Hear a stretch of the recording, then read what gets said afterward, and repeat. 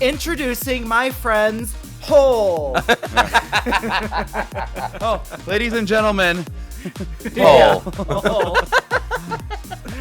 Oh, so good. Okay, welcome back to Homophonic, everybody. We were just giggling about some hole pics, you know?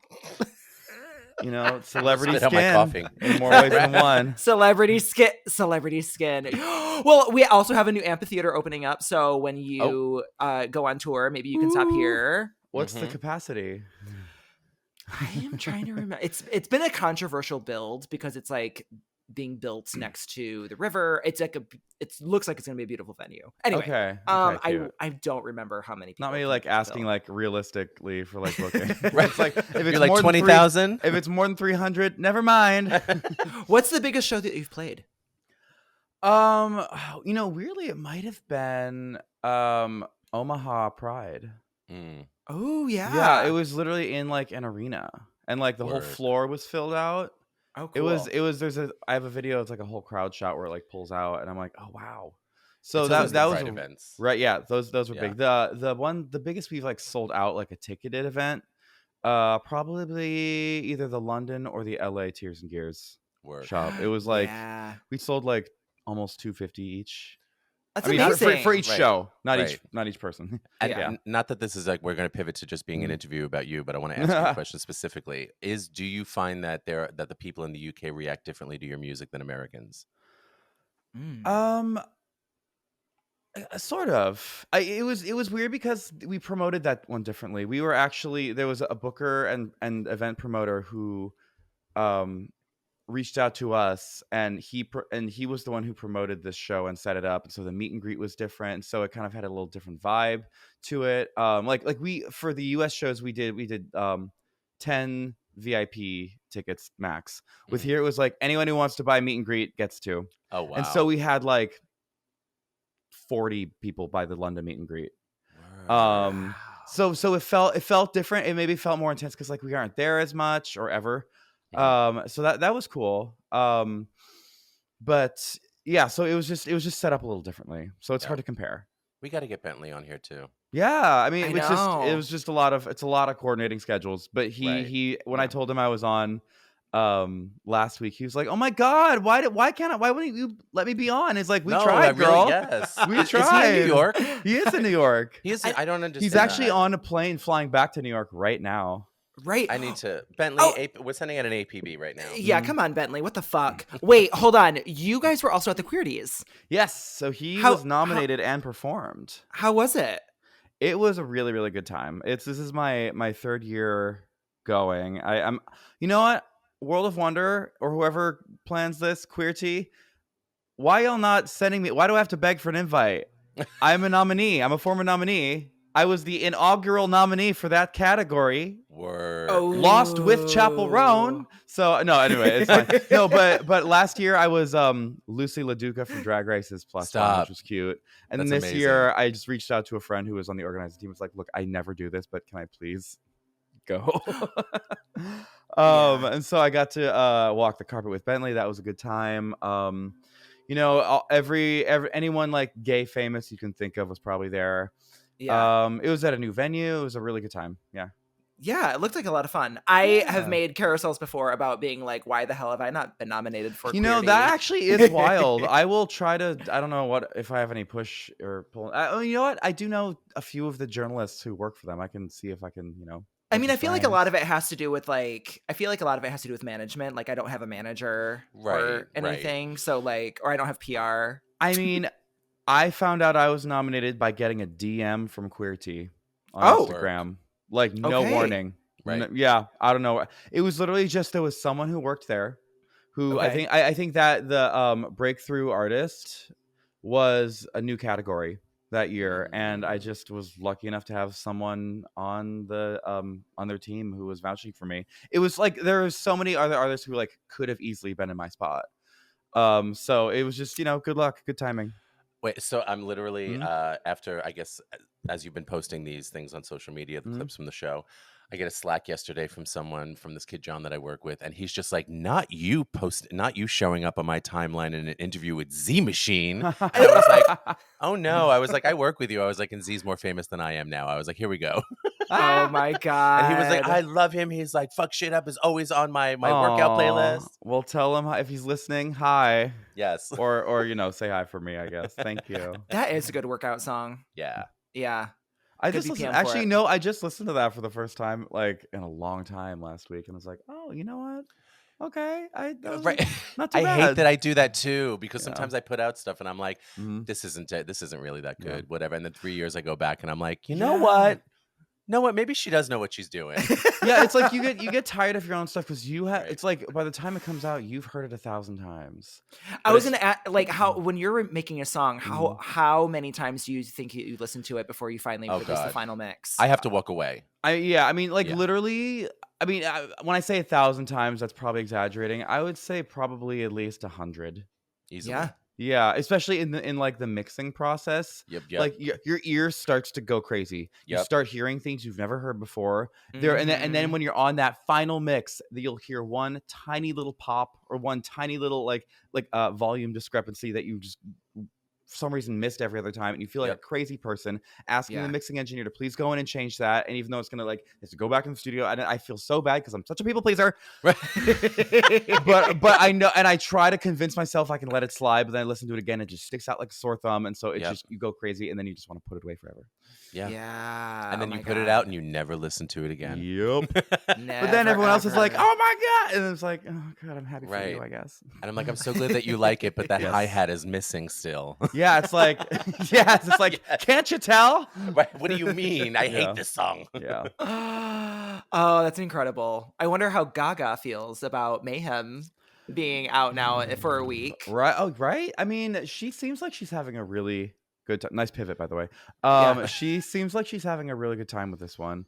Every interview, she seems like so in her body. And The Mhm. last so, Culturistas interview is maybe one of Oh the my best God. interviews I've seen in a long time. Yeah, I Correct. just wish it was longer. Yes. Same. Like I wish it was like the length of a Howard Stern interview, but with Mhm. the fan level of Las Culturistas. Yes. Yeah. And Yeah. I'm sorry, like if you're not coming, if you have the chance to interview these people Mhm. and you're not coming with that type of stuff, because I mean, Mhm. look, I think the three of us watch a lot of interviews from all of our favorites, Mhm. and it gets so like when like I share as a person that's perfect for this. They ask her now because she's in her 70s and she's had this illustrious career, the exact same like 7 questions over and over again. So you've had a #1 hit song in 7 decades. What's that feel like? What do you mean? What does it feel like? Check her bank Oh my account. God, It feels it's great. so surface level. It's, Right. Yeah. And it's like I think of that interview that they did on Genius with Mariah Carey where they like really went in depth with her songwriting. Yeah, and, that like, was asked her- cool.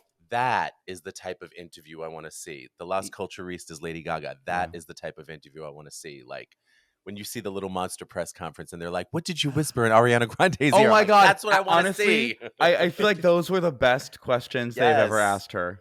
Yes. Yeah. Was that. Also, I feel very validated by her saying that Born This Way is her favorite album of hers. Yeah. Yeah. Yeah. Correct. And I will say, outside of Mayhem, when I look back now Mhm. amongst the catalog, it feels like the most Gaga album to me. Yeah. Mayhem No, or, it's- No, Born This Way. Born This Way. Gotcha. Yeah. Yeah. Yeah. It was I don't know. Like that heads up, Born This Way is my favorite album of all time. So I don't know. It's just Ooh, Yeah. I love that. That's your ray of Controversial, light. yet praise. because like I feel like they're, and honestly it is the closest thing to a no skip album of that length that I can think of for me.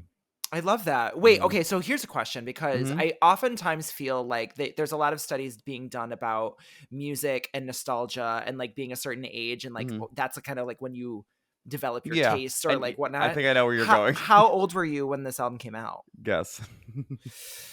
I want to guess the age that Born This Way came out. It came out in 2011. Oh my god. Well, what's the age what's the age that people say you like hook on I was to gonna music? say, was it like 12? 13? Oh no! Oh No. wow! No, I try not to reveal my age too much, but I was 21.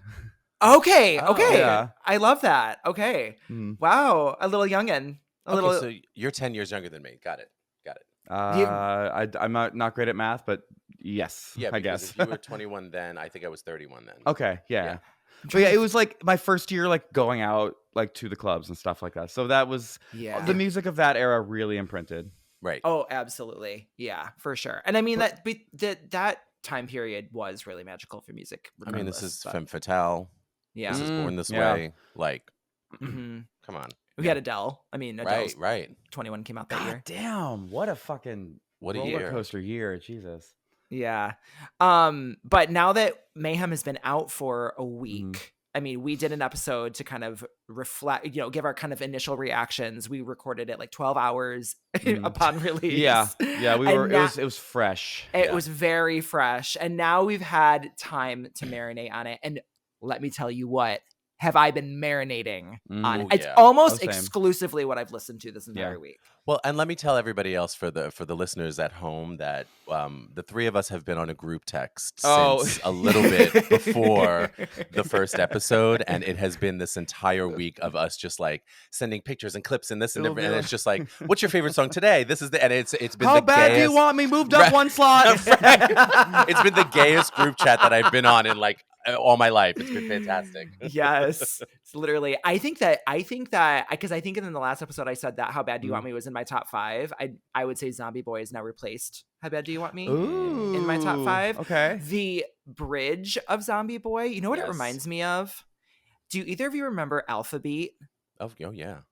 Alphabeat. I know the name.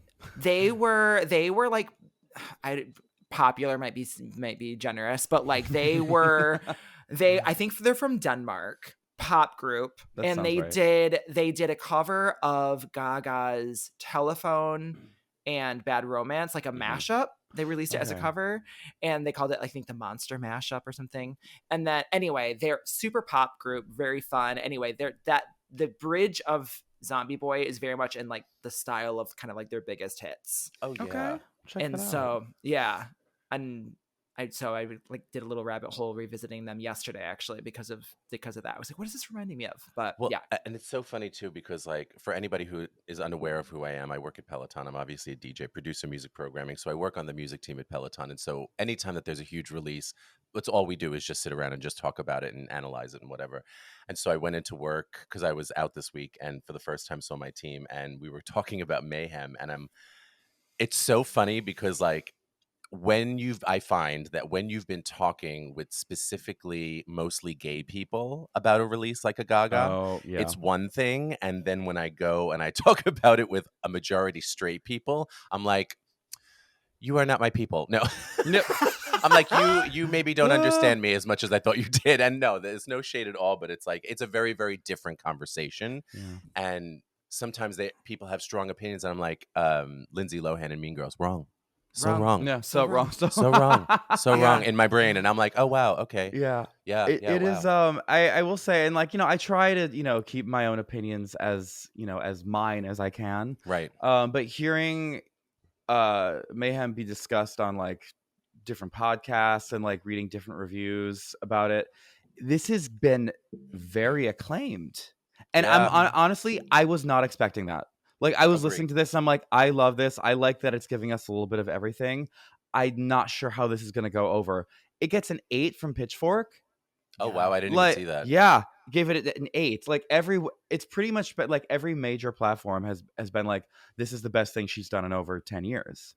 So here's the other thing that I realized listening to this album, and I think it's also in the recency of Cowboy Carter and Renaissance and all that other stuff. What I've realized, and even with Madonna too, because they're artists that have such a POV on their music, on their life, on their politics, on everything that they stand for, I don't know if it's me being a DJ either, that I tend to have like a recency bias when it comes to stuff, but when I think of Renaissance and Cowboy Carter, and I think about, Mayhem and Chromatica, while I love, and it is iconic, the early Beyonce, Crazy in Love, Baby Boy, all those other bangers, and the same thing with Gaga, Just Dance, Monster, Bad Romance, yada, yada, yada. There is something about getting to what I feel is the full evolution of their POV, their voice, their creative talents that I don't know, just draws me more to the more recent projects, because like even on Mayhem, yes, of course there's throwbacks. Yes, of course I hear all of the different, her reaching out in different ways to different moments of her career, but it feels like such an evolved version musically that I'm like, I don't know. This might be like, I think Zach, you said it, top 3 Gaga albums for me, because right now Mayhem and Chromatica are really like 2 of my favorite albums as a complete work of hers. And I love all the other stuff, but I feel the same way about Cowboy Carter and Renaissance. I very rarely go back to most things before like the 4 era. Yeah. I mean, it feels like a completely different artist. Right. Beyonce. Yeah. Right. Yeah. And that's what I mean. So it's like, you hear the party hits, like what Zach, what you had said on the Madonna episode about how you don't really revisit Madonna's 80s stuff because you're going to hear it everywhere. I feel that way so about, true. right. But it's true. Like, and I feel that, Borderline aside, because that's my favorite Madonna song. Yeah. Like all of that other stuff, I very rarely listen to. Yeah. Very rarely. But I'm like, will I still put on the Madam X album? I was gonna say the Madam X shirt. And I put it on specifically for all of your people, Zach, that are in the comments talking shit about Madam X. They are just dragging her for filth right now, because we had put out as part of an episode, one of the social media posts was like, what's the worst Madonna song? Because someone actually had DM'd me being like, what's Madonna's worst song? And so we were kind of discussing it on the podcast. And so we put it as a social media clip, and people have opinions. My God. It's crazy. And there are some wrong opinions. We were talking about right before you jumped on ZEE. Absolutely. There are some wrong opinions. Someone said Secret was one of her worst songs. Ooh. Girl, what are we doing anymore? Secret. I was like, no. That is categorically false. Wrong. So wrong. You know what? Y'all will be either proud or appalled. I listened to, oh my God, Bedtime Stories for the first time ever last week. It's all right. We welcome. Welcome. Oh my gosh, how did you feel? I was like, oh, this is different. But I liked it. And then I started listening to, so Erotica, Bedtime Stories, that's an era of Madonna I just had not really ever visited. Like I knew the hits, but that's about it. But I listened to them as an album. I'm gonna have to like marinate in that for a little bit, but I enjoyed it. It was a vibe. And for the listeners who might be gobsmacked, flabbergasted by this revelation, you lived overseas for quite some time in your youth. Yeah. The first time I ever heard of Madonna was music. Oh wow! Yeah. Well, you were also that makes sense to me. Because I was like you lived in was it China? I lived in Beijing for 9 years. Yeah. Yeah. Oh wow. So so you had not really had that exposure to her. I didn't really have like pop radio in my like universe growing up until my first real experience with like pop culture in real time was around like 99, I would say. Okay. And I bought like no, that's what I call music. Good time to get into pop culture. Not bad. Yeah. Like I remember like Spice Girls, Britney Spears, Backstreet Boys happening around that time, and then I moved to China. Yeah. Okay.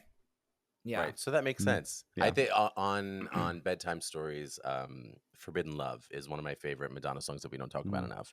Yeah, that's a beautiful song. I would love. that would be so interesting to discover those albums for the first time now. Right. That would be really interesting because they're very 90s. Oh, I mean, yes. it is. Yeah. It is very 90s R&B, which is my personal favorite. Mm-hmm. But I mean, it's just to me, the Bedtime Stories album, to me, the production is just very lush. Mm-hmm. Her voice sounds great. I think that she's constantly being berated for being a bad singer. I personally disagree. And I think that Bedtime Stories is a great album that shows that. I think Ray of Light is a great album that shows that. And well, I feel like it's also like everything that happened, like for Ray of Light, she was at her strongest because of all the work she had to do for Evita.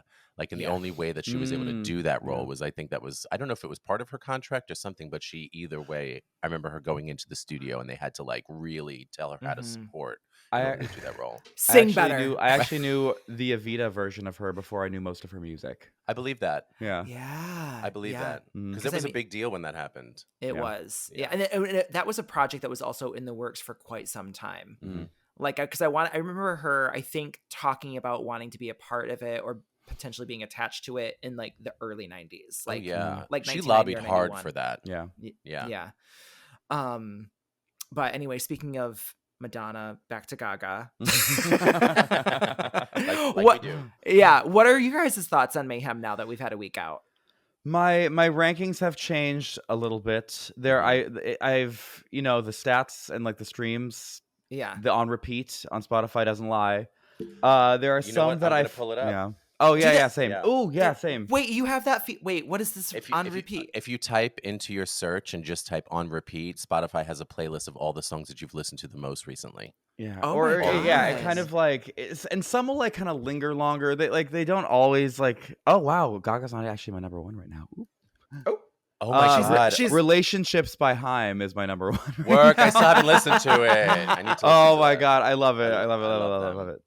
It's really, I'll just like end up like hyper fixating on like one song. It's not really necessarily like how I feel about apparently, it in comparison to Mayhem. I did not. I'm apparently listening to other songs that I didn't realize more than others, even though I would rank them differently. But apparently, my Spotify is calling me out as a liar, and my number one track right now is "How Bad Do You Want Me?" Oh, wow. Okay, that one has gone up in my ranking. Wow. Yeah, I will say that one's gone up. It's so good. Right now it says "Shadow of a Man" is still my highest ranked one, but that's my number two. That is my. I mean, hang on. My list has "Disease" is still my number one, like just favorite. But I think "Love Drug" is my number two, just in my heart. I love that. You've been kind of campaigning for "Love Drug." You know what? It sounds like I feel like such a douchebag. It sounds like a song I would write. No, I mean, but it does. does. It absolutely does. It's just it's just so solid. I don't know how else to explain it. Like just like every section of the song is like the hooks feel correct. The production is very it just, I don't know. It hits that serotonin spot in my brain. It's got Oh, also, someone pointed out yesterday, I was like, oh shit, I don't wanna feel it sounds like it felt so wrong, it felt so right. I don't wanna be in love. I didn't even catch that. Wait. Yeah. Why am I blanking on what song that is? Katy I Perry. Kissed a Girl. I love that. I love that. Which, hey, great song, whatever. Right. You know? But I just love in Love Drug how it's sort of like the first in the chorus, I'm gonna want to feel whatever, I just need a hit of your love drug, and then how she does the second bit with the your love drug. That whole bit is so incredible. Yeah. Just need a dose. Oh no, the melody construction of that sits really nicely in my brain and my ear. Yeah. Well, according to Spotify, and I'm gonna call bullshit on some of this because I go back and forth with listening to the album in my Dropbox because of the 2 extra songs, and then onto Spotify when I don't have that. But it looks like it's "How Bad Do You Want Me?", "Shadow of a Man", "Zombie Boy", "Abracadabra", and then "Love Drug". I love that. That's the top 5 right now. I have this major FOMO right now because Apple Music, at least to my knowledge, does not do this. But you get to put the bonus tracks. Right. I do. So I can brag about me. that. Right. I can brag about that. Let's celebrate that. Let's celebrate You're that. not going to like my thoughts on those this week. Oh, no! Because let me tell you what. Let me tell you what. We know. We can't stop Zach from talking about Can't Stop the High. I don't know what broke in my brain. I don't know like what kind of mental illness I have right now. But like when I listen to that song, I have to listen to it 3 times in a row. And I feel like I'm in Coyote Ugly. Like I'm not kidding when I just made that meme. I don't know if you saw the meme, but I'm not kidding. I feel like I'm in Coyote Ugly. I'm pouring water all over myself. I'm about I'm obsessed. I don't know why. I can't put my finger on it still on what it reminds me of. Why? I don't need to know why. You're right. And I did send this in the group chat, and I'm saying this right now. I'm going to say it into your face that I have not listened to a song this much on repeat than your own song, The Radio. Like I'm not even kidding. And knowing how feral you're going for this one, that's quite the compliment. So thank you. But wow, okay. Well, and I feel like these 2 might be further up on my list if I was able to listen to them like easier. Honestly, same. I feel like if Can't Stop the High was after like, I don't know, Don't Call Tonight or something like that, I think I would appreciate it a lot more just because like I feel like I have the opposite of recency bias, which is like if I hear like an album one time, it doesn't really like I could never review music because I need to sit with something for like a week before I can really know how I fully feel about it. Yeah. And so just like that's why I feel like after reviewing this album after 12 hours was just not giving it credit. Yeah. And not having these songs in the context of the track order is really not doing them service, because now in my mind I'm thinking of like, oh, these are the offshoots, so these are like the cast-offs, like so I have this like voice in my brain being like, these weren't good enough to make the album. And I feel like I might feel differently if they were in the context of like two songs I like. Well, this might, I don't know if this would change your brain or not. Change your brain. Yep. Please change my brain. On the CDs, so the physical versions themselves, which I purchased legally. I'm going to try to purchase it because I just got a CD player like 2 days after we recorded. Obsessed. I love that. Specifically for this. I mean, no, I don't know why. What? No, because I found my old CD case from high school. That's fun. Okay, we need to dive into that in a second. Oh, but it's crazy. It's so straightforward. I can't wait. But so on the web store CD, which has Can't Stop the High, it's track 5, so it comes right after Perfect Celebrity, and so I put that in my playlist right after Netflix. It's interesting. Great. Yeah, it's great, and it kind of makes sense because she's kind of talking about being a perfect celebrity, you know, and she's like trying to find that like balance between being herself and then the celebrity that we all know and everything, and then going into Can't Stop the High, which Can't Stop the High is about her kind of just like living in this high of life being, and you know, and after the context of Perfect Celebrity, it's like, oh yeah, like you're living this like high life of everyone knowing you and you're the life of the party and everyone wants to be with you, and it's a great flow between the two. That's so interesting. I mean, not that I'm to, you know, question Lady Gaga's artistic choices. I almost feel like those two are like if I were like constructing like a live set order or something like that, those two feel like really similar sonically in a way. Like they're both kind of that electro grunge mixolydian mode type of thing. So I would have put it after something that feels different, because I love it when there's just like variety and you can like space it out so you don't get overloaded with one sound too much in one spot, because then it just starts to feel lopsided. I'm really talking with my hands a lot, which is great for a podcast. But yeah, okay. I also saw a version where it was like track number like 12 or 13 or something. Oh, or maybe it was Kill for Love. I don't know. Well, Kill for Love, I believe on that physical CD comes right before Shadow of a Man. Oh, so okay, maybe that's on the CD too. Oh, I didn't realize. Okay, and you know what? I'm going to order this right now. It's on the Target CD. So okay. because Target, right? Who goes there? It's on the Chick-fil-A CD. No, it's the like Hobby Lobby edition, right? Like for me, like I've never been what do they call it? Vinyl head. Yeah, sure. Yeah, sure. Anyway, why not? Like I've just been like, you know, I'm more of a CD collector, and so you can kind of see my CDs below me. But I used to have like nearly 1,000 at one point. It was insane. As I sit here with my Danny Minogue deluxe neon nights right next to me. I love that. Oh my gosh, justice for Danny. Justice for Danny. Justice for Danny. But what were your thoughts on Kill for Love? Me? Yeah. I didn't know. Sorry, I didn't know. No, it's definitely still one of my favorites, and I was gonna say it. You know, because of Spotify being what it is, I think that Kill for Love would probably be somewhere in that top 5 if it was, because when I do go to my Dropbox, a lot of times I start there and I'll listen to that a few times and then I'll move on to something else. But yeah, I absolutely love it. I'm going to continue to manifest that there is a version of this in the future that comes out, whether it's a deluxe, whether it's a, what did they do that thing for Britney's Glory when they added Mood Ring and it was like Mood Ring by demand. Oh yeah. I want it to be like Kill for Love by demand. Something well, like that. You know what? I don't know if either of you saw this. She commented on someone's TikTok because they were apparently my soulmates talking about how much they love Can't Stop the High. And she was like, or maybe it's going to be one of those rare tracks that vinyl heads will find 50 years from now and it'll be rare and cool. Yes. Okay. You know, I like that perspective. Yes. I see what you're saying, but please still give it to me on streaming. Hey, you know, so that way I can give you the 50 cents that you deserve after listening to it 117 times. Right. I mean, if Beyonce can finally put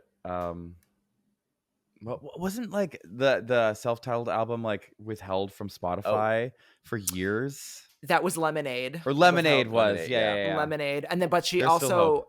she withheld Grown Woman from the actual There we album go. itself. For a decade. For a decade, yeah. On the 10th anniversary, she just quietly plopped Grown Woman on streaming. And I was like, she listens to Pop Theory because we had talked about it. But Gaga, please don't do that to us. Please don't wait 10 years for that. Yeah. My God. Here I feel like I'm the Simon Cowell of the podcast, coming in with just the bad vibes. Give it to us. I refreshed the bonus tracks this morning before going on. I like Kill for Love less than I liked it last week. I get it. It's okay. I find, and you know what? Again, I was gonna say favorite artist of all time. Yeah. I find her vocal performance on that a little bit grating. Interesting. Okay, I see what you're saying. Like the kill for love, kill for it gets like it's too high. If that makes sense. It's pretty like her vocals are very intense on the chorus for sure. Yeah. And it feels like it almost feels very like an old school mix. Like it does not have like a modern pop vocal chain on it. So it feels very like retro, and like that's the vibe and the style of the song, so I understand. Yeah. It feels a little out of place and kind of jarring after we've just had things like I'm trying to look at the track list. I don't know. I just feel like it sounds like it should be on a different album, but at the same time, the album is kind of all over the place. But it does still give bonus track for me. So I have it at number 14 out of 16. Well, I will say out of most of the things on the album, as much as I do love it, it does seem to stand out. Outside of the rest, like it's just like, oh, this is definitely an outlier for me. Like even like Zombie Boy, which is kind of the most disco song outside of this one, feels like it has like a modern flair to it, or like something fresh that like I haven't really heard before. This just sounds straight up like it could have been a disco song from like 1976. Right. Yeah. Right. Yeah. For sure. It's funny with Monster Boy, with Zombie Boy. Yeah. I it's as the more I listen to it, I'm like, it's definitely clearly like referenced from like the 70s, but I also feel like there's a lot of 80s vibes in it. But then the bridge that I had just mentioned, I feel is very 90s in a way. It's all over the place in the best ways. And I just like the chants. Ugh. Well, and I think that the thing that's interesting, knowing that Michael Polanski, her fiance, has been all over this album, I didn't realize that, like, until I saw the Las Culturistas thing, that they sort of write music together at times. Yeah, and you know what that's kind of giving me? And I correct me if I'm sounding like a hater. I don't want to be a hater. But you know what? After what I just said, go for it, please. It's kind of giving me Renee Elizondo, Janet Jackson's former husband. And Gaga seems so happy. And I really hope that she is happy. And I have no reason to believe otherwise. Right. Yeah. Like, love it. But like Renee Elizondo had writing credits on a lot of Janet Jackson's like biggest work. Right. And then they secretly got married and then secretly got divorced, and then she released All For You. But right. Yeah. So Gaga, we're waiting for your All For You then. We're waiting for your Would You Mind moment. Here's a stack of Luther Vandross records. Go make us some samples. But yeah, I don't know. And like hearing her talk about how like certain songs would be started like by the two of them at home, I'm like, okay. I said, well, I guess that makes sense. And also, Gaga, your husband really co-writes some gay ass music.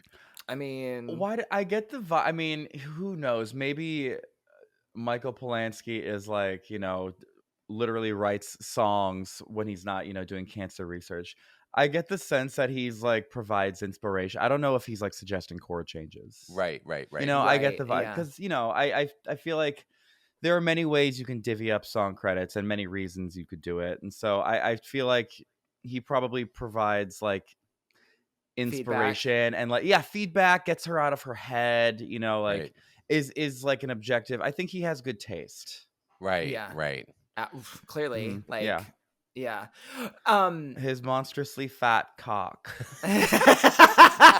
Let's just say it. Let's So just hung. So hung. Oh my God. Oh, that was so funny. Oh, what was I gonna say though? But it's funny because one of the songs that she talked about him kind of inspiring, and I forget if he co-wrote on it or not, was but How Bad Do You Want Me? Yeah. And ZEE, you got kind of embroiled in not one but two controversies online this week.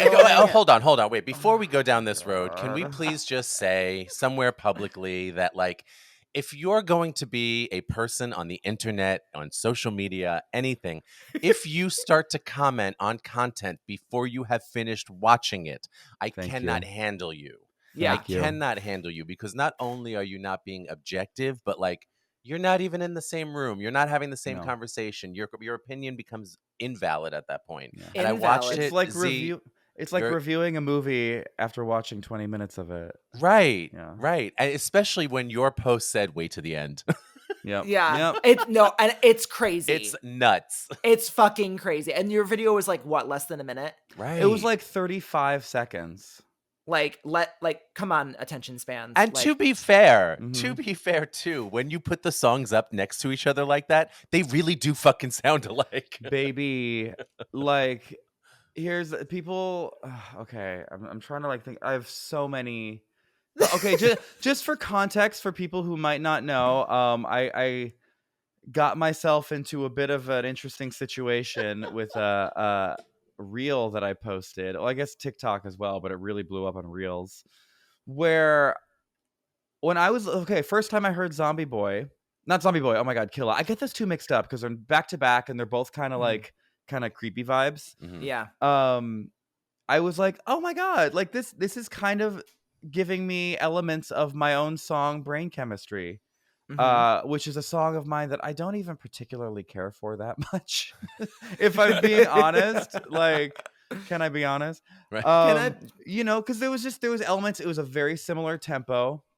The bass line was going in a similar pattern. It had this kind of like guitar funk part. The key was like practically the same. The groove was very, very similar. And then she does this melody in the pre-chorus that is almost identical to the chorus of my song. And I was just like, oh, the fact that both of these very similar elements to my song, which obviously I'm also not the first to do, right? But the fact that they both coincided at the same time, I was like, oh, look at that. That's really amusing and fun. Maybe I'll do a video about that. And I'll kind of come in real hot. And then after that, I'll be like, yeah, obviously I'm joking, but how cool is that? I would love it if my favorite artist in the world was stealing from me, which I don't think she did. It was crazy. It was so funny. And it was, but specifically because you say wait for it, and you're like, and it's like, again, like you said, it's like 35 seconds, and people were going nuts. It got to Twitter. It's on TikTok. Oh my God, you everywhere I posted it, it went crazy. People were trying to educate you on who Prince was. Right. Yeah. Oh, people are like, it's actually, they're like, actually, you both copied David Bowie. Yeah. And I'm like, all right, no, we're not going to do anytime we hear a funky guitar reference David fucking Bowie. Okay? Right. Because where did he get it from? Let's start there. Yeah. And this is no shade Inventor on David of funk, Bowie. David Bowie. Yeah. Right. No. Right, because they heard one Gaga interview where she talked about how much she loved David Bowie. And you know what? To be fair, it does sound like Fame by David Bowie. And Gaga also literally sampled Fame by David Bowie on Fancy Pants, unreleased song. Mm-hmm. And then this also brought up a whole thing. It's like, no, you both sampled David Bowie. Can we talk about it? A whole other can of worms of sampling and interpolation. Go. We have the same gripe. So here. this is I'm sure as like a DJ, this is like a thorn in your side. A sample is when you take a portion of the actual master recording of a song and repurpose it into your song. Like what are some samples? Like Madonna's Hung Up. There we go. Hung Up. We do it. Oh my God. Every breath you take, I'll be missing you. Whatever. Daddy. He who shall not be named.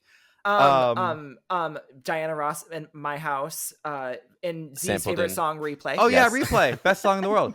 So it's literally the actual master recording, and then interpolating is something like Ava Max does. I was just gonna say that. Yeah, where she is singing the melody, or there's like you re-record an idea from a previously existing song, but there is no part from the original recording on the song. Yes. Mm-hmm. But anytime there is something that is even remotely similar, they're like, oh, you're sampling. I know, and this happens again on this album with How Bad Do You Want Me? Yes. People are like, oh, they're sampling Yaz or whatever. Right. And it's like, no, they're not even credited. Right. Yeah. Like there's no part of that song that is on that. It's a similar idea. And that's where that ends. And they do sample Susie and the Banshees on Abracadabra. Like they take the guitar part from that song, modulate the key a little bit, make it fit the tempo. I don't know, but people don't. But they're credited. And they are credited. Right. But people don't want to, and case in point, with them not watching the whole fucking video, they don't want to do any work. Right. They want attention. They want to blow up. They want to feel validated by like calling someone out and thinking they did something. And my most liked comment in my own section is of that video is, thank you all for educating me about these up and comers, David Bowie and Prince. I really hope they make it big someday. Crossing fingers. Oh my gosh. Best of luck to them. Right. Best of luck. So I don't know. Yeah. And you know what? It was, hey, you know what? Whatever. I got 2,000 new followers from this. So let's celebrate that. Celebrate that. And you know what? Gaga reposted another video of mine this week. So I really? Right. Not that one. It was me dancing to Shadow of a Man in the Street like a dork. But hey, that's amazing. I love it. I love that. We'll be looking for you in the tour montage. Thank you. I'm not even kidding. It better happen. She's yet to ever comment or like any of my posts. Bobby has. Have you ever used like the official sound on TikTok of one of her songs? Because I think that's what she goes through. Oh, I have. That makes sense. Maybe. Yeah. Maybe not. Because she is reposting like a maniac. Right. And I think she just goes through like the official like sound clip on TikTok and just like repost. Well, and it's funny too because we'll like make sure we do that with this episode. Right. In the Las Culturistas episode, she talked about how it is her doing it. Yeah. And how she's the one that's commenting. And I'm like, that's cool. Like I love that. Yeah, I do believe that. Yeah. 100%. It feels like but then think if there's anything else I had to add to this. there was the other kind of pseudo controversy on Twitter where you had mentioned about you had talked about kind of clicking with How Bad Do You Want Me? Well, yeah, so she explained that song on Las Culturistas, and like, okay, I don't feel like this was blaringly obvious when I hear How Bad Do You Want Me. I think it's like, oh yeah, how bad do you want me, baby? Like how much do you want me? Right. Like how much are you longing for me? Yes, exactly. And then she explained it as like, you know, everybody wants me to be this bad girl. And sometimes I will be that for you. Yeah. And so it's like, how bad do you want me to be for you? Yeah. And I was like, oh my God, that makes sense. Because like I will say the lyrics in that were like, they felt a little all over the place. It kind of felt like she was talking about some other girl who she was like trying to like steal her man or something like that. That's how I thought. That's when I first listened to it. That's what I thought. Yeah. But really, she's talking about it's like you want me to be this like bad girl, but like I'm not really always her. Right. So like, how bad do you want me to be? Yeah. Well, so what was the controversy then? Sorry, go ahead. I was just saying I guess it wasn't that controversial, but it was a tweet that picked up it got like 2,000 likes, and I'm just like, Jesus Christ. And people were just again trying to they were being more like, well, it was really obvious to me. This was really obvious, I fear. Yeah. Well, my God, the two phrases that will get me heated are adding "I fear" when you're being condescending, or "hope this helps." Ooh, yeah. There were a few times I was gonna let a comment slide, but they added "hope this helps." And I was like, you know what, bitch? I was just gonna let you go, but you know what? If you came to play, okay, let's do this. And I just want to say for the record, backtracking a little bit with Brain Chemistry, my song that like I quote unquote copy David Bowie and Prince. My actual inspiration that I was trying to not copy but pull from was "Love Me" by the 1975. So let's just get that out in the open. Which, you know what? Maybe they were inspired by fucking Bowie or some shit. But Bowie was not at the front of mind. I'm gonna be controversial. I don't really care about David Bowie that much. Oh, that ain't going on social media. I respect the hell out of him. I will never take away his place in history. He is an icon. He's probably a top 10 rock artist of all time. I don't really listen to him that much. I get that. But you know what? And that you know what? That's important to say because I think that right now on social media, especially when it comes to pop music, we all act like if you don't love every single thing that's out there, then you're a hater. Yeah. Sometimes, and that's why I've been saying a lot of times lately, I'm like things don't connect with me, and that's okay, and that's fine. What were we talking about last week? Yes, I am not the intended audience. Yeah. I've said that a few times this week since then. Yeah, because and it's true. Yeah, there's so many legends and musicians in this world that I completely honor and revere and respect and think they're wonderful and talented, but their music just isn't for me. John Michael might throw something, but like Dolly Parton, not for me. I get it. No, it's fine. Not for me. But at the same time, I understand she's one of the greatest songwriters in the world. Right. She's insanely talented. She has 80 albums or something like that. I don't know if that's true or not, but probably something like that. But like but like, again, like I'm not going out of my way to listen to Dolly Parton's music. Right. Yeah. But I'm not going out of my way either to be like, fuck Dolly Parton, you know? The first time anybody's ever said that. Right. Yeah. There's also like a whole movement with this new generation. And like, look, I'm not saying you have to like them, but like, we got to stop downplaying the Beatles. Yes. Yes. I just feel like you are being intentionally contrarian and stupid to try and downplay the fact that they are the most influential music act to ever exist. Yeah. And like they completely changed pop music, and I think more than maybe Michael Jackson as much, but I would argue maybe the Beatles more. Like and I feel like kids now are being like, I don't know, they're kind of overrated. It's like no, they are like they set the precedent. They are the blueprint. Right. Like they are the original blueprint. Yeah. Like, sorry. And you don't have to like it. Like that's No. the thing. Like, and this is why I keep saying like I'm not the intended demographic, because it is to me the most freeing phrase where I'm just like, I appreciate it. I appreciate Bjork. I'm not the intended demographic. I appreciate I appreciate Sarah McLachlan. I'm not really the intended demographic, you know, and I think that she's amazing at what she does. And there are some songs that I love, but it's like it's just the way that it is, and that's totally fine. And the sooner that I feel like this generation realizes that, the better off that they're going to be, because I don't understand how your fandom has to include streaming data, how you have to, you're listening to music by the numbers, and it makes no sense to me, because like none of that is going to matter. And I've talked about this on the earlier pod, I think, with you, Zach, and it's like, no one's going to remember this. These are vanity metrics. Yep. You know, like it's all of these things when you talk about Spotify and you're just like, this now entered the billions club. And it's like, okay, you got a plaque. It's an award. It's cool. That's great. And I think it's a wonderful thing for the artist. But at the end of the day, no one is going to see Ed Sheeran on tour because Shape of You has 1 billion streams. Right. No one is going to buy Kylie Minogue tickets because Padam Padam won a Grammy. Like, they're all accomplishments, but I need you to understand that the art is what actually is the thing that lasts, and that's what we will discuss. And it has no one is going to remember how many streams Gaga has on this album, how many streams Taylor has on this album. None of that actually matters in the real world at all. What I've learned, I mean, obviously I'm like not a big time artist, but like something I've noticed, but like, you know, it does translate. The thing that matters is, who are your fans? Where are the fans? Who loves your music? Who is going to show up and invest in your career? Yep. Who's going to like talk about you to their friends, spread the word, support you? Like, I don't care if you know, was it Making Diamonds, my song, like flopped or whatever. Like, people are still buying. Like, people still want to come up and like buy tickets. Right. And like that is the thing that matters above all else. And it can be hard to, you know, remember that. Like, you can get lost in the data. Like, it's easy to like over prioritize metrics, right? When that's all you're seeing. Well, but like at the end of the day, even if this album flops, Gaga's gonna sell out a stadium.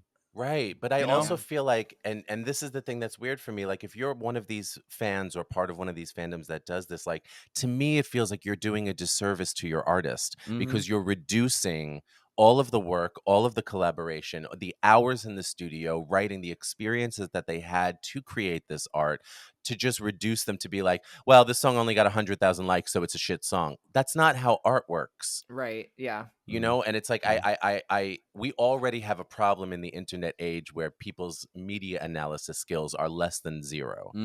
So it's like, to take everything that your supposed favorite is doing and reduce it to numbers is so counterintuitive to art and counterintuitive to your artist, because I can promise you, and I've seen so many of them talk about it, they don't care either. Yeah. And that's Also, the thing that's wild. The streaming numbers can be gamed, like, Right. you know, and influence. Right. Like, Flowers broke the debut day streaming record by Miley Cyrus. Like, Right. in what world? Like it was a great song. You can pay to put that shit on playlists at the top of every playlist, and they do, and algorithmically come up after every song you play. Right. And I'm just like, that song is so aggressively fine, and like, honestly, like, where is it now? I don't know. Yeah, but anyway. But this is the problem with the streaming, and I always bring up the same example because Zach and I have talked about this many times. Despacito. Yeah. Yeah. Where is it now? Literally Where the biggest song. Closer. Where? Old Town Road. Old Town Road. Yeah. Haven't heard her. Yeah. Haven't heard her. Really? I would be so curious to see streaming numbers based on, like, on Spotify or something, just based on who is searching for the song, who is adding it to their playlist. Right. Yeah. And they have that data. Yeah. Oh, yeah. Yep. Not what is being algorithmically fed to you, or not what is being placed on the biggest editorial playlists, because that gives it such a push. Oh, and let me tell you, and I get, when I deal with the labels at work, some of the things that they'll tell me, or that they'll pitch stuff when they're talking about artists, will be like, oh, and it's been added to this playlist, and it had this many impressions on TikTok, and it had all of that stuff is fine. And again, vanity metrics, none of that actually matters. I mean, I'll take some of it, sure, sure, absolutely. But it's like, it's just become such a point of marketing that fans, stans, if you're listening out there, you don't need to do that work for the label.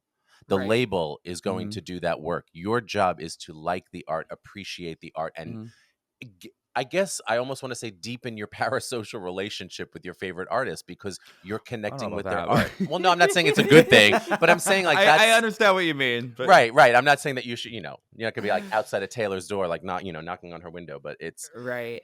But that's what it's. Every time that an artist reveals their art to you, you're supposed to deepen your connection with that artist and be like, I don't know. I think that's why, when it comes to Gaga, Beyonce, or any of these girls that have been out for so long, why I feel so strongly about these projects now, because I've grown up with them, and we've all matured. Some of us more than others. We've all matured with this artist, so it's like you sort of get where they're going, or where they've been, and what they've gone through. Well, that's what gives me a lot of cringe a lot of times when I go online and I'm seeing accounts that, of course, a lot of these people, you can't see their face, you have no idea who they are, but like, you're like judging by the artist that maybe they're standing, you're like, this is probably a fully formed adult, right?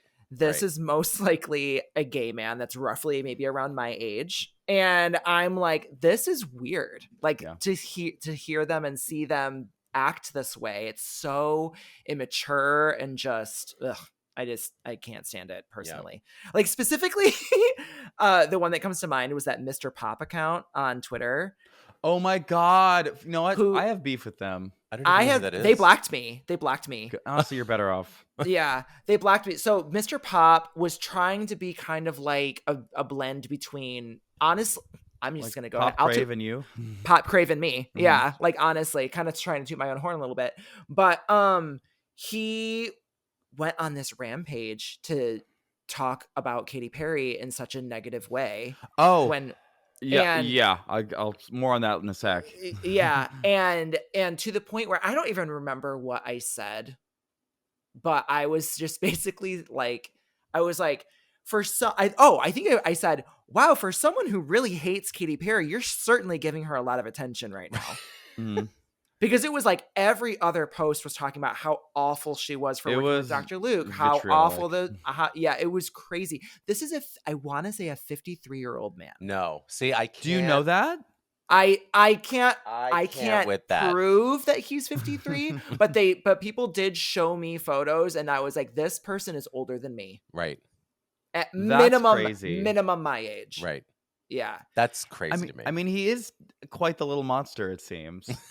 but like, okay, Let's celebrate that. So I have a habit of like making these like joke comparisons to songs, like, because Lifetime sounds like fucking Walking on Air. Oh no, I was gonna say Motions by me and Dave yeah. Day. Oh yeah. And so I yes. posted. Here's the thing: my videos like don't go viral, don't blow up that often. So when I post something like this, I don't expect it to get that many views. Right. Mm-hmm. He goes and retweets my video of it on Twitter.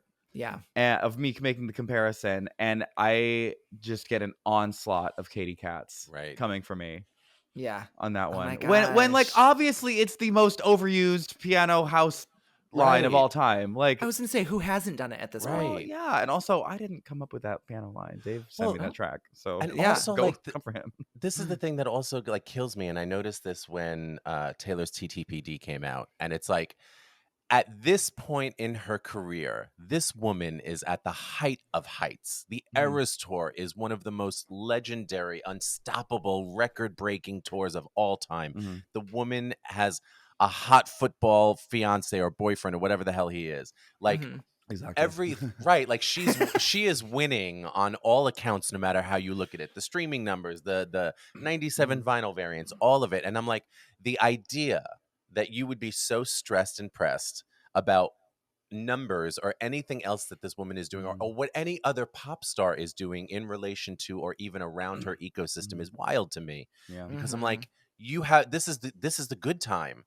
This is your 90s Celine Dion moment. This is the height of everything. This is your Blind Ambition tour. Right. Yeah. Like, this is, enjoy this and take every bit of it. Make your friendship bracelets, do the whole thing. But like, arguing with people online over it, it's like, none of that is going to matter. And it's so silly. And I'm like, I just wish that they would enjoy all of this for what it is. Swifties love to still try and act like anyone could possibly be punching down at Taylor at any given moment, anytime she receives any criticism. And it's like, I don't know, girl, at this point, like, her just being 10 times more successful metrically is just kind of a given. And I don't think anyone's denying that, but they'll be like, and they always try to discredit her. If it's like, no, I don't know what, at this point, nobody, we all accept that Taylor Swift is in, like, even more so from a number standpoint than like Beyonce, on another level. Like, I don't it's like level. Let's stop acting like she's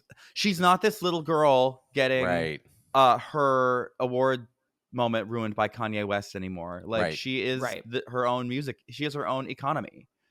She really she's she's the California of the music industry. Very much so. Oh my God. Are you guys the intended audience for Chappell Roan's new single? I kind of am. Yeah, I actually didn't know when it started if I was, but I was like, oh no, the Shania of this is totally getting me. I love it. I love it. I love it too. I've been waiting for this since she performed it on SNL. And I'm very curious to know the promotional strategy behind that. But did you see the billboards? I saw the billboards. I loved it. And everyone was complaining about it, but I'm like, y'all just I don't know. It's fun. It's different. Sure, it's taking a little while, but just go with it. But that's what I mean. I thought it was very interesting that they premiered it back in October of last year, only to withhold it. But maybe that was just because of the holidays, and they just knew that the onslaught of the holidays coming up. She also just loves to do things differently, you know? She does. So why not? I feel like the easy thing to do would have been Good Luck Babe and I guess Pink Pony Club. Yeah. I just everybody should I need everybody online to relax. Yeah. Like, just relax, just take a deep breath, because it's like, this is just like a fun one-off single. Well, I think it's part of her album. Sure, but I'm saying, like, it's just it's not giving lead single. Yeah. No. It's definitely giving kind of like droplet, because it's been almost a year since she put out a song. Yeah. Well, I mean, her previous album was predominantly droplets that were sprinkled out for 4 years. Like 9 or 10 of them were droplets, and then there was like 4 new songs. Yeah, but she debuted titles of new songs in the lyric video. I don't know if you saw that in like the menu. There was no, I didn't see. There's a song title called "Read and Make Out." Work. Because it's like one of those like old school like DVD menus or whatever, and so she's like selecting. So then it goes to The Giver. Nice. We can celebrate that the Subway is listed there. Yes! So I was nervous for a second. I was like, oh my god, she's gonna Alanis Morissette this and not release the song. And so it looks like we're gonna get the Subway. There was another song. Shoot, I don't remember the other song. I think there were 5 titles altogether. So amazing. I will always be excited for new music from her.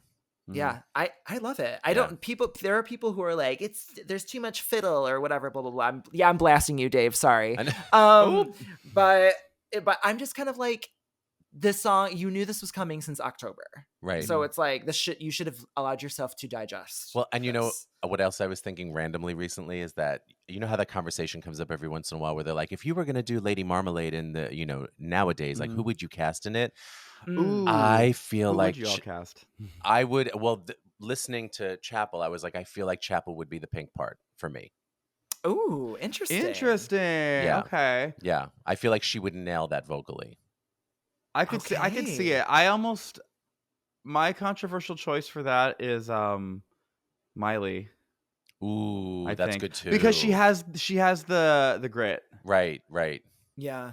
Right. Who would I cast in Lady Marmalade 2025? I have to really think. I would put Megan in the Missy Elliott part, Megan Thee Stallion for sure. Yes. Hands down. Or even Doechii. You mean now? Oh, 100%. Yes, either one is fine. Well, Dua Lipa would be my Maya. Well, yes. Missy's only doing ad-libs, so you've got Lil Kim's part. Is that what you mean? Right. Sorry, Lil Kim. Yeah. Yes. Yeah, Lil Kimberly, as I like to say. Yes, Lil Kimberly. Yeah, Doechii. Oh my god, that would be so good. Doechii or Megan. Who else would? And also, it's like is Miley in the same category as these new girls? Yeah, but was Maya in the category as? I mean, as those other girls. I mean, no offense to Maya. Miley's like 30, and she had a #1 hit like a year ago. You know. True. Yeah. Right. So I don't know. Her career's just so much longer than them. That's what I'm like. Yeah. I mean, fair. I mean, let's be real. I mean, I would put Ariana at the Christina part, and she's had just a long career too. That's fair. True. Longer than them. Yeah. Yeah. Ooh, interesting. It could go a lot of ways. There's a lot of talented girlies. You could put Jade in there. I would love to put Rina Sawayama in there. Right. It gets hard. Rina. It gets hard when you have to start selecting. I do love Rina, although I don't know if anyone else does, but right. I love Rina. You know, I know she wants to do all the things, and I went specifically to see the John Wick movie because she was in it. And by the way, if you have not seen it, she was phenomenal in it. Good. Oh my god. Any of them? Me either. I need to get into those. Yeah. I literally just went to see this because she was in it, and it was it was so worth it. She's excellent. So, and it's like, girl, do the acting, do the modeling, do all of it. But I just want her to focus on the pop stuff a little bit more, although I do hear she's in the studio. So let's celebrate that. Yeah. But I feel like that should be her thing. Sarah Hudson, if you're listening to this, better knock out some bangers with her. Please. I have nothing but the utmost of faith in her. Did you know Sarah Hudson's related to Kate Hudson? I did not. What? Yeah, I think. In what way? Oh my god! I think oh wow! I just learned this. Wow. Yeah. And if anybody doesn't know, Sarah Hudson famously wrote Cher's DJ Play a Christmas song. And let's celebrate that. And Physical by Dua Lipa. She's written a lot. She's written a lot. She's unbelievable. Yeah, if you look up Sarah Hudson, she's written just pretty much. Yeah. You know, we should do an episode. I'm just going to call it now, of all of the songwriters. And really give, because like, I mean, if you think about some of these people like Sarah Hudson, Justin Trantner, like there's an incredible list of songwriters that I feel like maybe don't get the shine as much as the artists, and they really, really should, especially because we live in a time where songwriting is such a lost art economically.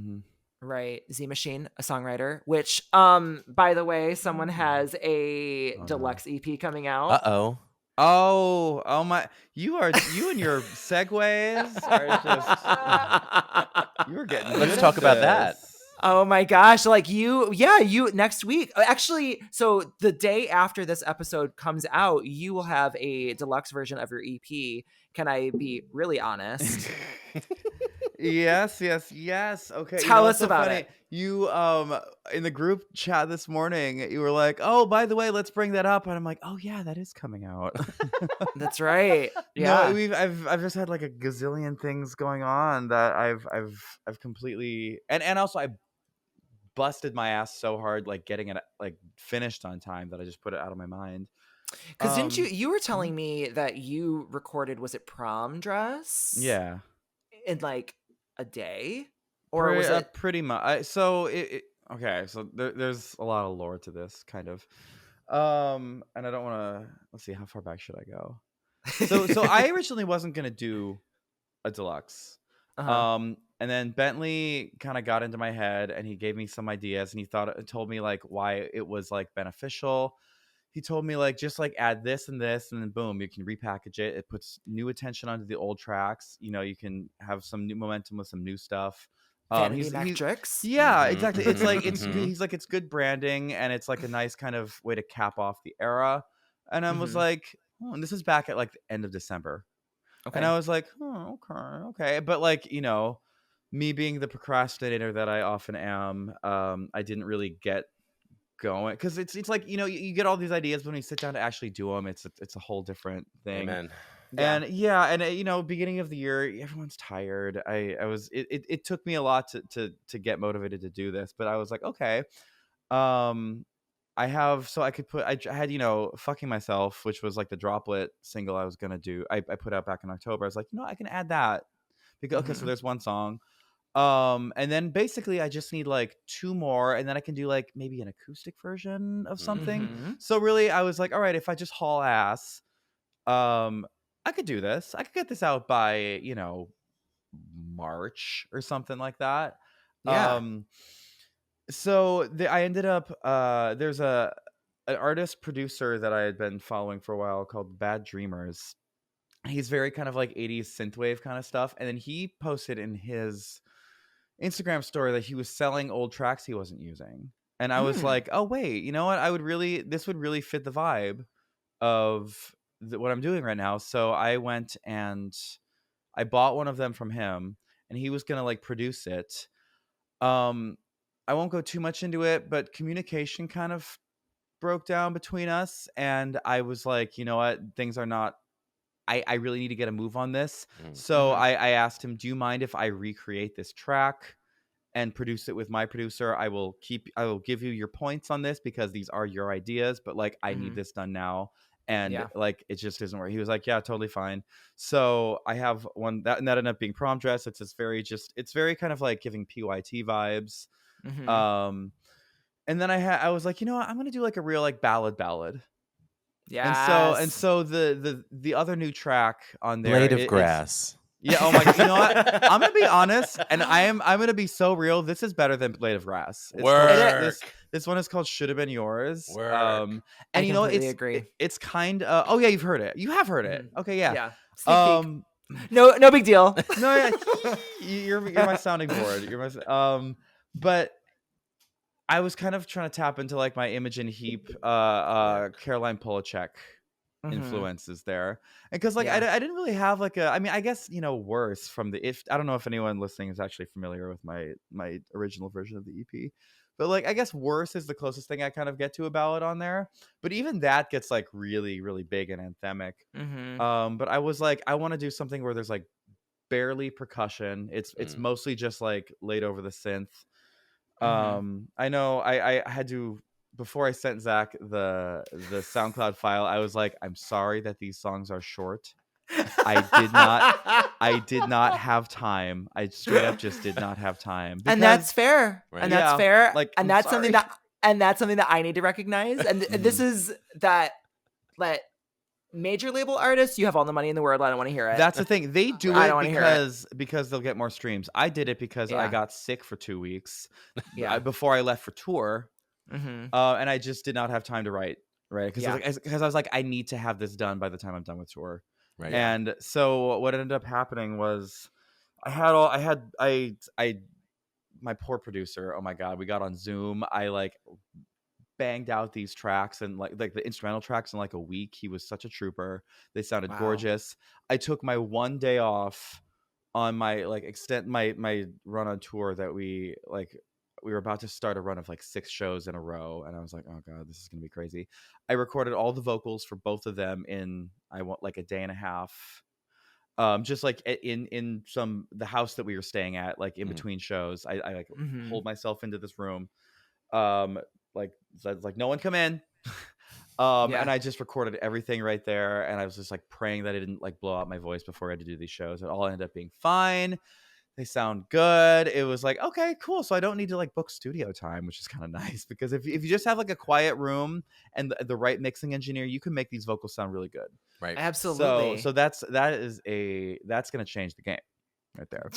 Hey, game changer. Let's celebrate that. Yeah. So we ended up putting on those, and honestly, it's like they're not like entree portions of songs like the radio might be, but I really feel like it gives some variety. They're doing something that the other songs aren't doing, but I still think they sound cohesive in the world of this. And they're finally songs that I'm not writing about the same guy from the other one. In fact, it's the first time I've actually written about a different guy, and it was like, oh my god, who am I? Who am I? Who's this person? So he's someone I've been like seeing who, and it's actually funny because I wrote it about like a situation where like we had tried to hang out a second time, but he had to like rain check or like cancel like 3 times in a row, and I was starting to get really like in my own head about it because I hadn't put myself out there like this. And so there was one time, it was like the 3rd time that like he wasn't able to do it, and I was like really frustrated. And then it should have been yours. God, I hope he doesn't listen to this. Because so this was he's like actually the number 1 listener. I would be very shocked. No offense, no offense to you. Just like knowing like what he listens to, but like yeah. And so he canceled on me, and then there was some other kind of like semi-regular hookup, like hit me up like an hour later, and I was like, okay, well, I guess I'm not doing anything else. And then after that, I was like, oh no. Like straight up, that load wasn't supposed to be for you. Right. It should have been yours. But I think I turned the phrasing in a very romantic way. Yeah. I don't make it sound that crass, but it really is like all this dick should have been yours and not theirs. Because after that, I felt kind of like, oh, this isn't what I wanted. Right. Yeah. But yeah. I was desperate. Right. So there's that. And desperate times. And not to completely left turn, but I do want to go back to something that you said, because I don't know that many people understand it. When you were talking about buying the track from the producer and doing that whole thing, when you talked about making sure that they get their points. Oh yeah. Thank you. If you could explain that, because I don't think that a lot of people understand how this works. Basically, it's like writing credit gets split up into points. I will say this is like an aspect of like the industry that I'm not always like super on top of, because I'd say I primarily work with one other producer. Right. I usually will write the majority of it, but because his production elements create so much of what becomes the song, and he'll end up adding things into the track that like I might not have thought of. So we usually settle on a pretty specific point split. Like he'll get 20%. I shouldn't be. I don't know if I want to be saying these. It's fine, whatever. And I'll retain 80. But he'll also charge me like a reduced production rate, so he gets his cut. Basically, it's just how we divvy up the songwriting. Right. Yeah. Right. Yeah. I think that's the part of the business that I think a lot of people don't understand or appreciate how it works. Yeah, because I feel like there was, I don't know what exactly this was, but there was some sort of sheet that got leaked in terms of Lady Gaga, and that revealed the points that she was receiving on certain songs. And I think it did create some confusion and chatter about what that was, because she got like 40% on one song, but then 60 on another, and like things like, and it's like all of these different and I think things. That people, so like, and Z, you can correct me if I'm wrong, but my impression of how I understand this to be is, or at least with the major label stuff that I hear, is that everybody just sort of gets in the room, does the thing, and then afterwards a bunch of lawyers that represent all of the stakeholders, all the songwriters, sort of get in a room and then sit down and decide and figure out who did how much percentage of what song. I mean, I don't have a ton of major label experience, Right. But I would imagine it's probably a case by case basis. Like I'm assuming if you get in the studio with Max Martin, he's probably like, I take this much, and that's that because I am who I am. Right. And can you imagine being like, actually, no, Max. Right. Or like no shade because she is the ultimate curator, but like Beyonce immediately gets points on things she writes, even though I think it's like an open secret, so to speak, that like she's not in the studio writing, but it's but it is her vision on the project that gets her in the credits. Right. Well, and it's interesting how this happens too, because since everybody is so like obsessed with metadata and all this other stuff, an experience that I had to deal with at work was, so not this most recent Bad Bunny album, but I think it was either the one before it or the one before that. He thought, as a very, very nice gesture, and of course, if I had a friend like Bad Bunny, I would also want to be a friend like this. He gave one of his friends, who is not a songwriter, who is not in the music industry, 1% of the publishing on every single track on his album. I think I did hear this. Yes, which is fine, and that's a wonderful thing. And I mean, really, good for that friend. But for what I do for work, we had to track down this non-songwriting man somewhere in Colombia and like try to figure out and explain who we are, what we do, and why we need to handle this, because otherwise we won't be able to play the album. And it's like, imagine getting his friends set up with like ASCAP. right. And basically that's it. It was trying to like, spending months trying to figure out how do we hold hands here. And was it the album that like is like the most streamed album? Yes, Verano Sinti or something. Not a bad album to be credited. Right, because it's like a lot of times, so like if you go on either ASCAP or BMI, like that's where you'll find most of the information for the songs, if they're registered properly and like what the splits are. So that's usually like where we'll go first. And we kept seeing this name and it's like, who is this person? Who is this man? Who is this? And how do we find him? And it's, it was I hope crazy. I don't sound ridiculous. I don't know who this man is. Sorry to this man. Sorry to this man. But you'd be walking down the street, I wouldn't know a thing. Right. Sorry to this man. And I also want to say, for any of the artists who may or may not be listening to this, know who your collaborators are. And I swear one day I'm going to write a book about this when my tenure at my job is over. But it's like, there have been times where I have tried to reconcile publishing for big artists, very, very big artists, and have dealt with either songwriters or collaborators that they've done who have just basically said, well, I make enough money doing this and I don't really see the need to put all the effort in to do all of this. So whatever. And then they're the ones keeping said big artist out of the platform.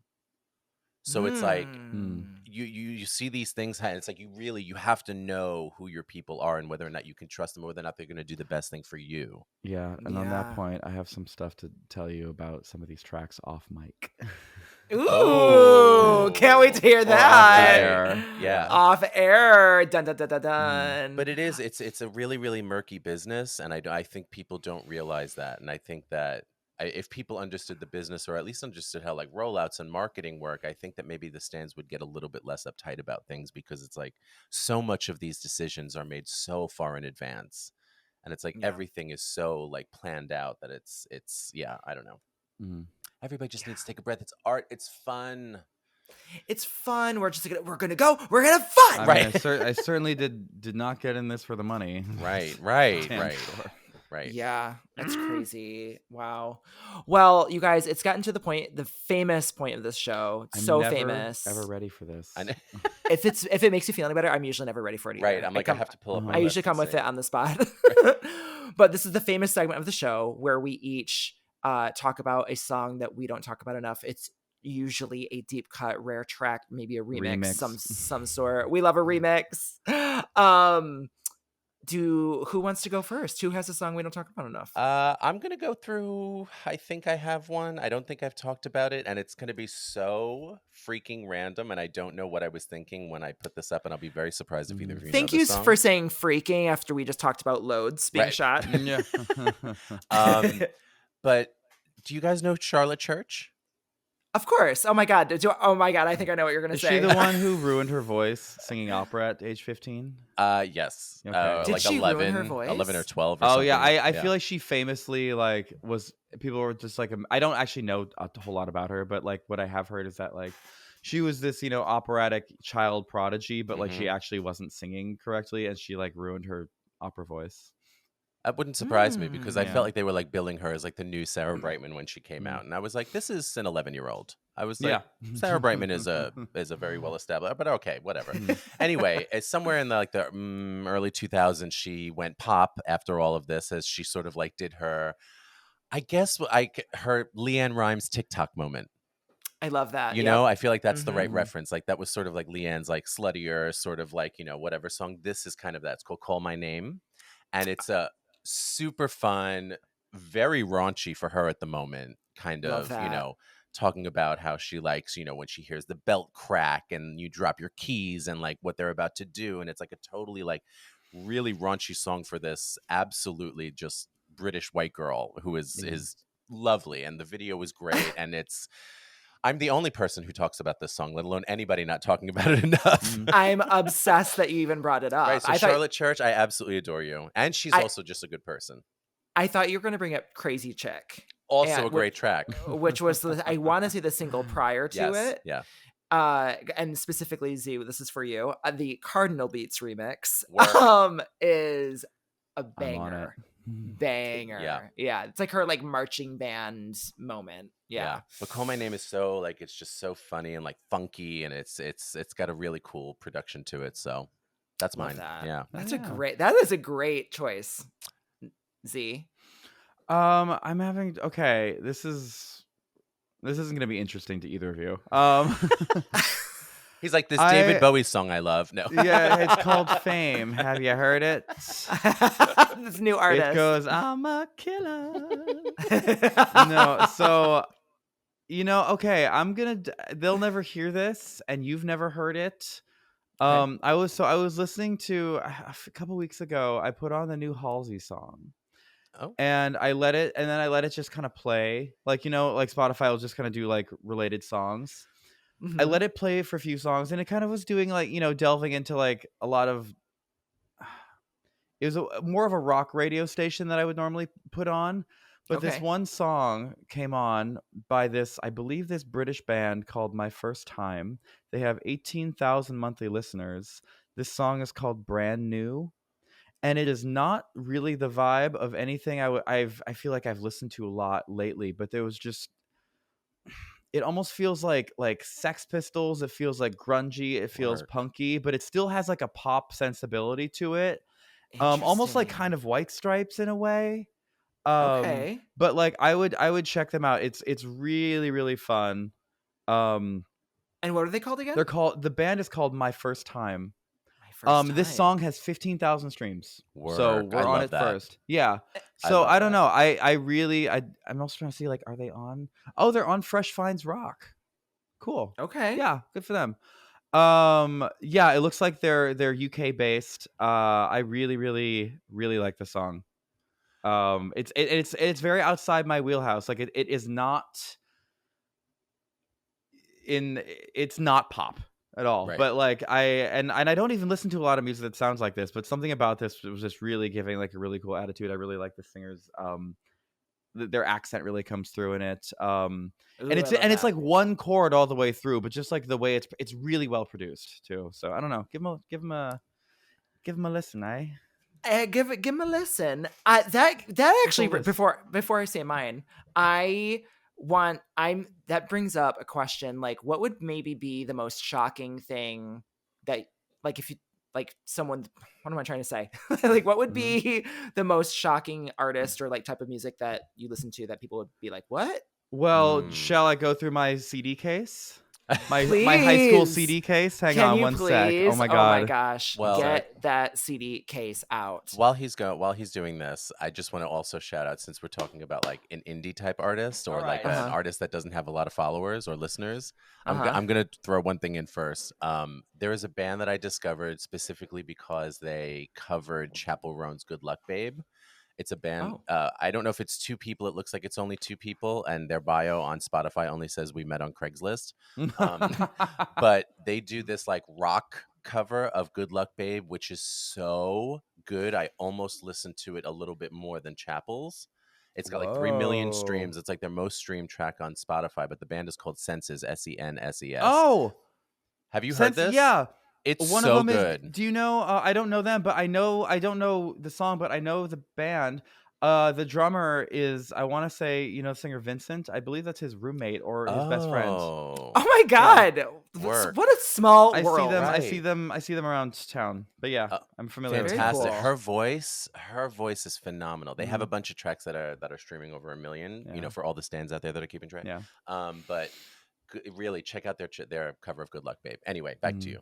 Oh no, it's fine. I'm just sort of like this. So this is like a frozen in time kind of moment. Like, And the what last time? What time moment is this? This would have been high school. I would have been like 17 or 18 the last time I added. Oh, but also in here, I think I just added this to the case. It was Wednesday, May 1st, 2013. A ticket to see French Horn Rebellion, Betty Who, and Evolvo Dofet at the Red Room Cafe 939. Wow. This is when she was just some kid at Berkeley. I want to do nothing more than give Betty Who her flowers. Yes. Literally. And, Yeah. But I have like the CD of her first EP that I just put in here like a few days ago. Amazing. Okay. John McLaughlin. Oof. Eric Johnson. Wait, hold on. John McLaughlin. Whoa. Not like As the in- singer, as in like the from the 70s from Okay. oh my god, what's the band he was in? Oh my god, not Trans-Siberian Orchestra. It was something it was something like that. He was like a guitar player from like the 70s and the 80s.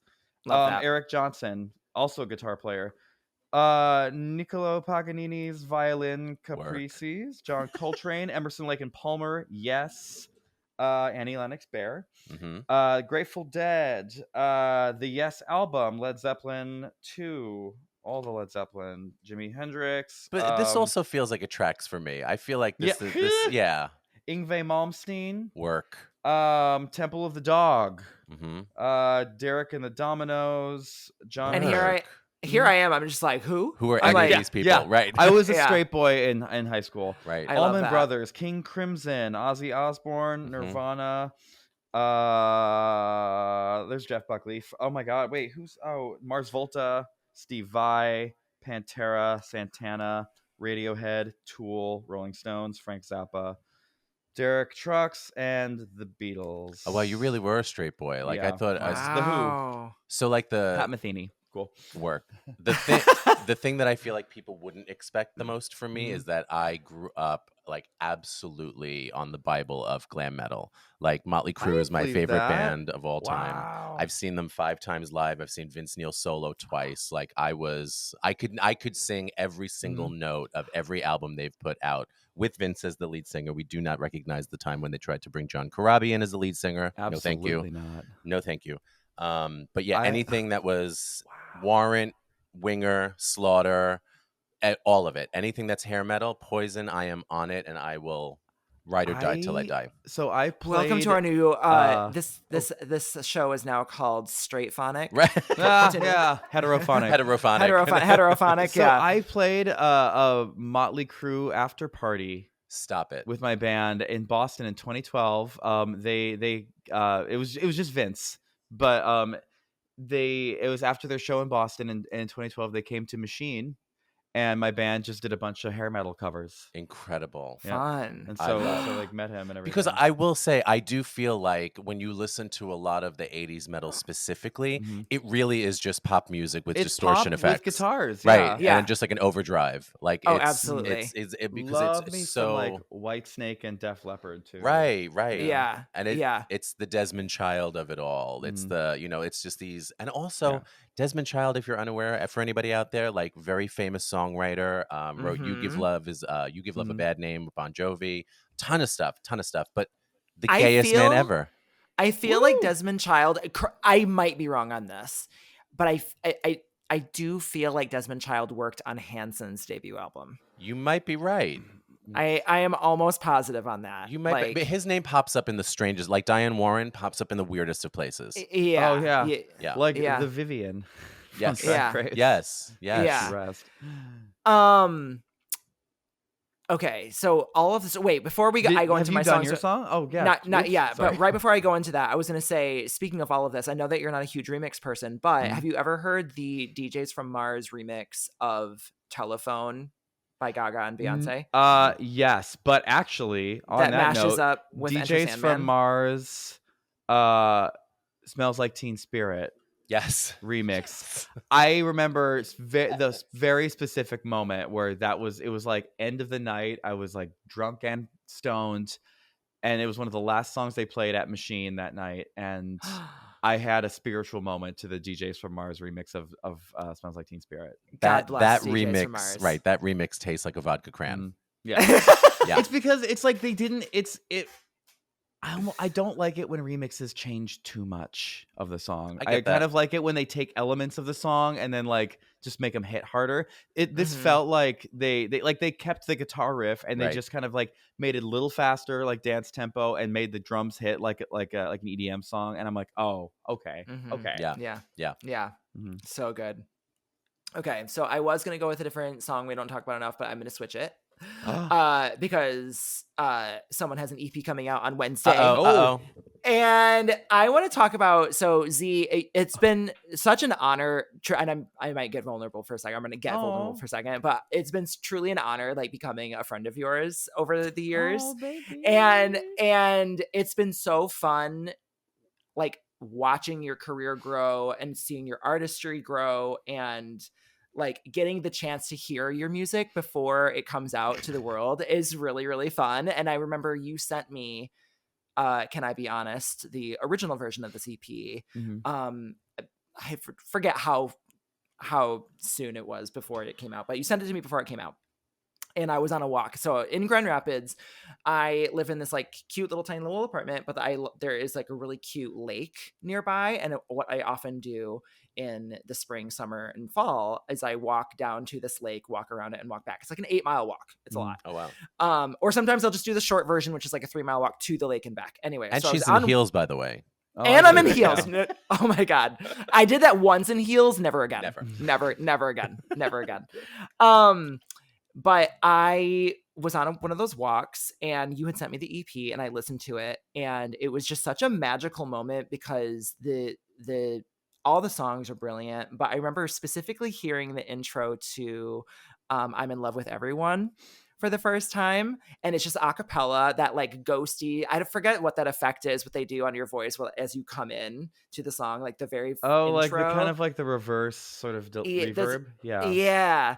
But it's such an fun bop song that is so catchy. It gives me 90s feels, which, you know, I love the 90s. And it's just and just listening to that on that walk specifically that day, I remember then, and then it went into the rest of the EP. I remember specifically also Heartbreakery. Like I was like, oh, this is a vibe. Like this is the whole album or EP is just incredible. And so it does not get talked about enough. And you deserve all of your flowers in the world because it's absolutely brilliant. And I'm so excited for this deluxe. I love that. Yeah. Wait, but now what did you change it from? Well, I was going to say, what were you going to do? What was he? Oh. I'm like, now that we got that. No. Yeah, now we got that out of the way. I know. Yeah. Like, everyone's Kathy crying. Lee Gifford in 1998 put out an album. And which, let me tell you, as somebody who owns that album, wild. It was a moment, and I only own it because if you could believe such a thing, Soul Solution did a remix of one of her songs. That was crazy. Yeah, that actually tracks. That feels right. Yeah, that feels correct. So I was gonna pick. Wait, I'd mentioned them earlier. Alphabet. They had a single called DJ that's really, really fun. Very 90s inspired, I would say. I'm trying to think of like who it kind of gives me. Here we go. It gives me Gina G vibes, and any excuse to bring her up. Any excuse. Gina G's #1 fan. You'll never find anyone bigger. But it gives me little vibes from her. Just like it's a very fun dance pop song. And I wish that the single version was on streaming. I mean, the album version's great too, but the single version just kind of beefs it up a little bit. And yeah, so I guess there we go. We got two out of me. We got two out of me. Before we wrap up, since we've now gone to the UK, I do, just because I don't think we brought it up, with Jade's new single. I listened this morning. I like it. I like love it. I absolutely love it. Shout out to Ray, by the way, who co-wrote it. Oh, did she go? Oh, amazing. Yeah. Yep. No, Jade is a force to be reckoned with. I am so excited. Like, this new single is brilliant. And I have to say, snippet wise, I was kind of like, oh, this might not be the one that I'm going to be in love with like I was with the rest of the singles. And complete opposite reaction. I love it. This gives me like 90s, like if for any of the UK listeners, Steps. It reminds me a lot of Steps music. And it's just pure perfect Britpop. And thank you, Ray. And produced by Lost Boy, which is this is like a new style of production for him that I have not heard from him before.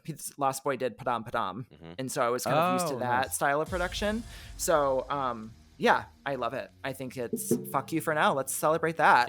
Yeah. You know, I kind of feel that way about certain someone right now. But so anyway, so yeah. Well, you guys, I love you both. Thank you for joining on this episode. I forgot to introduce you both earlier, but everyone should know you by now. And if you don't, then our names should be in the title. I hope it really should be. Oh, absolutely. There we go.